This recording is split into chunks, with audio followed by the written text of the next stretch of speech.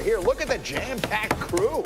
We have working this morning, inclinging the one, the only, the so excited to legendary. be here, RJ. Yeah, Caron Butler is here, everybody. Tough juice. I'm happy I'm at the barbecue, baby. Watch out for that side of the table. I just want to give you a heads Dangerous up. over here. Yeah, we got some arguing to do this morning, and they have some big decisions to make in Oakland today, and that is where we begin, as the Warriors announced last night that Klay Thompson is questionable for Game 3 of the NBA Finals with what is being termed a mild hamstring strain. Sources telling our Adrian Wojnarowski the team is optimistic that Klay will play tomorrow night. He suffered the injury during the fourth quarter of the team's Game 2 win on Sunday night. Now, just how badly do they need him? That's the question, and here is some of the answer. During the finals, Golden State has been 14% less efficient on offense in 25 minutes without Klay Thompson on the floor. He led the Warriors in scoring during Game 2, made 10 contested shots, while his teammates combined to make only 6. And so for more on this, let me bring in our Adrian Wojnarowski. Woj, what more can you tell us about how the Warriors are dealing with Klay's hamstring? Well, you know, the Warriors know this, and anybody around Klay Thompson knows if there's any chance he can play, he's going to play. And, you know, I was told last night that there was optimism. He's got 2 days here between games to get ready for Wednesday, and he'll rehab whatever he needs to do with that hamstring. But I was told more than one source with the Warriors close to Klay that there's a lot of optimism that he'll be able to play because he always does. Yeah, you've heard a little, I'm sure they've heard, and certainly we've heard the conversation about does winning Game 2 sort of buy them the opportunity? Now, obviously, you have to sacrifice Game 3, or they would never view it that way, but does it change the mindset a little bit as to how they consider bringing Klay Thompson back? I don't think it does. I think that ultimately might be more of a question for Kevin Durant's injury, the severity of it and the length he's been out. If they were down 0-2 going home, there would be more pressure to play Kevin Durant. But Klay Thompson, he just plays playoff games. He has played his entire career in them. And, you know, I remember he was walking out of the arena after Game 2 and already was telling people he was starting to feel a little bit better. All right, well, stand by, because I am going to come back to you on the KD question in just a minute. But let me take it to the table here for the first time this morning, and I will start with you, RJ. As far as the idea that they bought themselves a little bit of breathing room by stealing that Game 2, and in some ways it did feel like they stole it coming from behind as they did. How would you approach this right now as far as Klay with the hamstring? Well, I think it's up to Klay. You don't want to give away any opportunities to win. Yes, you did buy yourself more time. As this series progressed, there's a better chance of the Warriors becoming whole. So, again, I would say this was a missed opportunity by Toronto, right? No Klay Thompson is very similar to no KD in that Game 6 against Houston. So I just feel like they need to be very, very careful with Klay. But Klay is one of the tougher guys in the NBA, and if he can play, he will. Jay, Will, you and I were here yesterday talking about this a little bit. Klay took 17 shots before he left that game with 8 minutes left on Sunday. If he is not able to be Klay Thompson in Game 3 on Wednesday night, where do they pick that up? I sit him. Like, if I'm Steve Kerr, I understand that Klay wants to play. Klay probably will always want to play. That's who Klay Thompson is. But my thing is, if you've had 2 days of rest, pretty much a day and a half after the travel back to the Bay Area, a lot of Klay's game is centered around starting and stopping. It's floating on the baseline, coming off pins.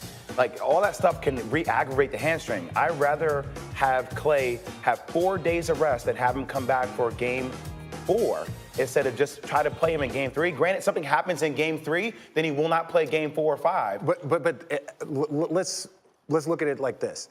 If they lose without Klay, if they lose Game 3, you put yourself in a must-win situation there in Game 4. So you're bringing back Klay. We've already talked about, you know, the possibility of KD coming back. There becomes a lot more hypotheticals and scenarios that don't look good for the Warriors if they lose game. Because basketball guys could just say, "Hey, Toronto, Game 4 was just their day." I understand, but what happens, RJ, if he plays and he tweaks it again? Then he's out Game 4 or 5. But that's also the way. That's just part of the game. Like, if he can play and he says he can go, you have to trust Klay in that moment. I can't believe I'm saying this. I'm actually on your side on this. Not that no one is ever on his side. Not that I'm not delighted to You're wrong on that, RJ. I guess what I'm saying You're wrong a lot, by the way. Depending on the medical piece of this, if giving him a little extra rest would matter. I'll take my chances in any game if I have a healthy Klay and KD, and whatever I have to do to get to that, even if it means sacrificing a battle along the way to win the war, I think I'm willing to do it. And I agree, but it's the one thing that we do not know is Klay. Klay, if he says he can go, it's like, look, I tweaked it, it felt tight, 2 days of rest, I'm fine, let me go. This is a man that has never missed a playoff game in their 5 It doesn't make it right, though. I'm just saying, but I understand that. I understand that. It doesn't make it right. You're always going to say you can go. Like, you're a warrior. Like, you're always going to say you can go. My job as a coach, if you're Steve Kerr, is you have to really factor in what's the long-term cost of us doing this right now. All right, we are not going to reach any consensus over here. Laura, see if you have any better luck over there. I'm going to try over here with Caron Butler and Damon Jones. I don't know how my luck's going to go. And it is interesting because there are two sides of this, Caron. When you look at the risk that could be taken on both sides, whether you play Klay Thompson or not in Game 3. I get it. He's going to want to play. He's going to say he's healthy. But another part of this is that he took this long flight. He's going to have been on a plane for a long time. That can affect a hamstring. What would you do if you're Steve Kerr in this situation? I'm going to have to play the long game, and I'm going to have a conversation with not Klay, but Kevin Durant. I'm going to have to find out if Kevin Durant is going to be available for Game 4, and that will make me have like an easier decision on how to deal with Klay Thompson going forward, because I don't want him to be in a situation in which he's forcing it and you're out there in a quarter or two, and then all of a sudden I lose you for the rest of the series, and now I'm not playing with house money no longer. So that's a delicate situation. Well, what I'm going to do is I'm going to put on the coach's hat because I am a coach, okay? And Greeny, Jay Will, RJ are speaking from players' perspective. I'm speaking strictly from a coach. I'm not giving away any NBA Finals games. I'm trying to get to 4 wins as fast as I can. And if Klay Thompson can play, I'm going to put him in the lineup. Right, so that's interesting because I don't think the Warriors, even if they don't have Klay Thompson or Kevin Durant for Game 3, feel like they're necessarily conceding that game. They still feel like they could win. The chances are lower.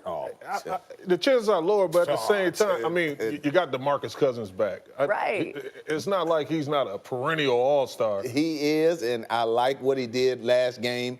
And Steph Curry, I mean, we know he can do some amazing things, but I'm telling you, your probability for winning without Klay Thompson and without Kevin Durant is on the floor. But imagine not having him going forward at all if you lose him in a Game 3. But this is what I'm saying, okay? If he's injured, right, or if he's hurt to a point to where he can't play Game 3, Game 4 is just a day and a half more. So how much healthier is he going to get between Game 3 and Game 4? Yeah, there's a quick turnaround with the timing there. And you mentioned Kevin Durant and his part in all of this. Greeny, that's a whole other aspect that really could affect Klay Thompson, too. Yeah, I want to bring Woj back in on that thought because it feels like all roads are leading back to the Kevin Durant discussion. And Woj, you touched on it briefly. Let's talk about him here now with KD. He hasn't played since May 8th. What are you hearing about when we might see him again? Well, the Warriors have 1 day of practice before Game 3. That's today. And, Steve Kerr has said that it is feasible that Durant could come back and play a game having practice only 1 day. He hasn't been cleared yet to practice. And we'll see whether that happens today or does that happen prior to Game 4. But I think with Kevin Durant, I think it's got to be independent of what Klay Thompson is doing. Certainly Kevin Durant has a voice in this, and when he's ready, there's a lot at stake moving forward for him. He's not under contract after this season, and I think they have to treat him independent of whatever Klay is going to do in Game 3. All right, well done, Woj. Thank you very much with that here. I want to bring this back to the table. So many different things about this that I find interesting. One of them, it came up in our meeting this morning. You played in a bunch of NBA Finals. How much do teams practice during the NBA Finals? They do not practice at all. There's zero practice. So I understand what Steve Kerr is saying. Well, I wanted that on the table. Yeah. But what is that? No, then I don't understand what Steve Kerr is saying. If he's saying he can't play until he has practiced, and you told me this morning, during the NBA Finals, teams don't have a practice. They go out, they put a bunch of shots up, they walk through a bunch of whatever their adjustments are, but they aren't actually conducting a practice. So I'm not even sure exactly what they're waiting to see Kevin Durant do. Well, they're waiting for Kevin Durant to give them the okay, right? Because at the end of the day, this this is about Kevin Durant and they respect his decision. He's doing a lot of stuff with the training staff, but he's also doing things on his own. He wants to make sure that he is 100% right. But more importantly, this is his decision. When he says he's ready, the Warrior team, they're not going to be like, well, we want to see you practice one time. They're not doing 5-on-5 practice. I was with Kevin on day one before they played Toronto. He said that he's been in his bag a little bit as far as how he can move, but he hasn't been full go yet. Yeah. So, look, it comes from the horse's mouth to me. He says that nothing is definite, and nothing has been decided. So my thing is that there's a lot of speculation out here about whether it's game 3 or game 4, 1 day of practice, all this stuff. But it is going to come down to when KD feels like he's ready to go full throttle, then he will come back and play. Full throttle becomes a really complicated issue here because at some point you run out of games. Yes. So unless he has a significant risk of injuring himself. Look, I'm not a doctor, but this is not like a knee that might go. It's a strained calf.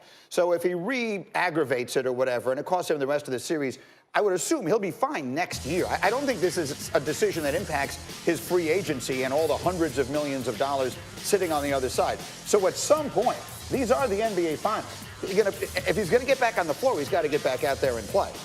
Well, yeah, he's definitely going to. Look, Kevin Durant is a competitor. All these guys compete at a very high level. KD is going to come back. It's just a matter of when is that. And by the way, winning a game in Toronto helps that cause. Yeah. If they're able to win a game or 2 games in the Bay, it changes it again. And I didn't say that well. I meant, I don't know exactly what full throttle means. At some point, you either can play or you can't. And if you can play, you got to get out there and try. There's nothing left to wait for. When basically he's saying they want to see a practice, they want to know that Kevin Durant feels comfortable, whether he's playing 1-on-1, playing 2-on-2, just running up and down. There's not going to be a 5-on-5 practice. There's not going to be a quote-unquote scrimmage that will happen in the NBA Finals. They just don't have enough bodies and can risk injury of that. They literally don't have enough bodies. No. I'm not sure they can field a 5-on-5 practice with Golden State right now. So, Laura, once again, we can't come to a consensus here. What can you do? Yeah, every time I see that video of KD and Klay in the hallway kind of hobbling around, it makes you think you hope they feel better than that. But what's actually at stake here, Caron? Because you brought up some points about the fact that they don't want KD to be a scapegoat if he comes back and doesn't play well or they lose. There's so much more here from a free agency standpoint. It really is. And the sense of urgency would have heightened if you did not have Klay Thompson even saying that I'm going to be available for game 3. Yeah. Now, if you lose him for the foreseeable future going forward, because the hamstring is a tricky thing. You're talking about functional and all these things. That means Kevin Durant, the burner is to his back at that point. He has to come out there and perform at a high rate. 75% Kevin Durant is better than 75-80% of the league. He's a perennial all-star at 75%. Yeah. So I would take a 70% Kevin Durant out there anytime. And DJ, he's going to make this decision himself, as we've heard everybody say. In fact, we were saying that he'll probably announce it on his own terms, on his own platform, and then Steve Kerr's going to know at the same time that we know. Yeah, believe that. Jay will know before anybody. Yeah, Jay Will might know. But when you look at that from Steve Kerr's standpoint, and you brought this up earlier, Caron, is he going to KD and saying, hey, how close are you to figuring this out? I don't think so. And the practice that I think Steve Kerr is talking about is maybe 3-on-3 with some of the guys that don't play or haven't dressed out in the finals. I think that's the type of practice that he was referring to see if, Kevin can, do some things offensively, move defensively well enough to get out there and play. So at this point, it's all on Kevin Durant. We all hope as players and as coaches that he comes back and he's able to play at his highest level. And quickly, where's the sense of urgency from your perspective that you think the Warriors have to get him back out there from the standpoint of trying to keep him as free agency is approaching? Well, I'm under the impression that if you win a championship, why leave? It's another opportunity to win another championship and add to your legacy of winning 4 championships in a row. All right, well, plenty more could be discussed about that, and we will do that. More NBA coming up in this hour as Caron will actually tell you where each of the big free agent names will land this offseason. He's got his picks, and speaking of free agents, that actually leads us to our poll question this morning. This is on Twitter, @GetUpESPN, so check it out. Starting next season, the poll question asks, which NBA free agent whose name starts with K will win a first title? Now, a title first, excuse me. It's funny how they all have K names. Kevin Durant, Klay Thompson, Kawhi Leonard, Kyrie Irving, Check that out on Twitter. We'll be updating the results throughout the morning, and we'll let you know what we think as well. With the Phillies, he'll have an MRI later today. We also know that the Warriors are hurting. It's been a month since Kevin Durant went out, and I know now that you're asking this question, the next question is how's Klay? Well, it's a hamstring. It's a mild strain. He's officially listed as questionable for tomorrow night's game. Here's Nick Friedel. Klay was hopeful of playing in Game 3 as he walked out of the arena Sunday night in Toronto. Klay Thompson had an MRI. It confirmed that he's got a hamstring strain. And what that means is he'll go through the next couple days here at practice, and it's a pain tolerance thing. They just don't know how that hamstring's going to respond. So that's something to watch for in the next 24 hours or so. The Warriors have been a different team when Klay plays this season. He only missed 4 games, and the Warriors went 500 in those games. There were 40 games over 500 the rest of the season. So when he's able to go, the Warriors, they've outscored their opponents by 7 points per game. When he doesn't play, the Warriors have been outscored by that same margin. Again, he is questionable for tomorrow night's game. There is nothing to question with Kevon Looney. He is out indefinitely with a non-displaced cartilage fracture on the right side of his rib cage. So it's where the ribs connect to his sternum. Translation, ouch. Klay Thompson gets knocked down, and he is limping heavily. Klay said he'll be fine, but, Klay could be half dead, and he'd say so we'll see. Hello, Jay Williams. Real quick, yes or no, did you go to prom?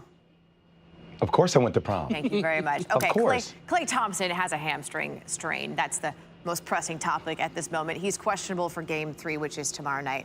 There is optimism within that organization that he will play. He does have a history of playing with injury. But when you have to play with this kind of thing bothering you, how does it impact you on the floor? Well, for Klay, a lot of his game is stop and go. He's not a guy that can find that constant rhythm in the game like Steph because he doesn't have the ball in his hands 24/7. So when he's constantly floating on the baselines, coming off down screens, pins, curls, a lot of that is the activation of those quads, of that hamstring. And I get worried about this because, yeah, you do need Klay on the floor to a certain extent, but then the real question is, do you? Because he didn't play the entire fourth quarter, and this team found a way to win, even though that, the opposing team played a box and one on Stephen Curry. So I think for this game, potentially, if Klay isn't feeling great, I'd rather sit him and have him come back for a Game 5. I think the long-term health of Game 5, 4, 5, and 6 is way more important than just for Game 3. He only missed 4 games in the regular season, and the Warriors went 2-2 without him. The bottom line in all of this is even if Klay plays, he's clearly not 100%. This is a very bruised and battered Warriors team. How does all of that sort of impact the role that DeMarcus Cousins now has to play? Nicole, what's really funny about this, I described it yesterday as Jay Leno's garage. Wouldn't it be great to look into your garage and be like, oh, there's a 1950 Mustang I have. Oh, there's a 1965 Chevy. That's what the Golden State Warriors are. They still have the luxury of having a perennial all-star and DeMarcus Cousins that almost had a triple-double in his second game back in the NBA Finals. Do you know how difficult that is to be dropped into the NBA Finals and then all of a sudden have to be productive? But that's how talented Boogie Cousins is. I would play through Cousins more on the block. I think he's a force. Let him attack Marc Gasol. Let him attack Serge Ibaka. His game is conducive to be another point forward like Draymond Green. Get him more involved in the offense because that opens up opportunities for Stephen Curry to knock down threes from the outside. And the bench needs to step up for Golden State. Look, if you know there's one place that is more comfortable for the bench to really step up, that's back in Oracle Arena, the last year that we're going to see the Golden State Warriors play in this arena. Yeah, Game 3 tomorrow night is in Oakland at Oracle, where the Warriors have won 5 straight. That is Jay Williams. You can see the game on ABC and the ESPN app. The series is tied at a game apiece. Our coverage starts with NBA Countdown, 8:30 Eastern tomorrow night.